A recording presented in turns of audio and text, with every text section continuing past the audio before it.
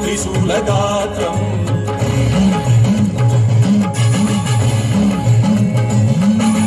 सत्यप्रभाव दिव्यप्रकाश मन्त्रस्वरूपमात्रम्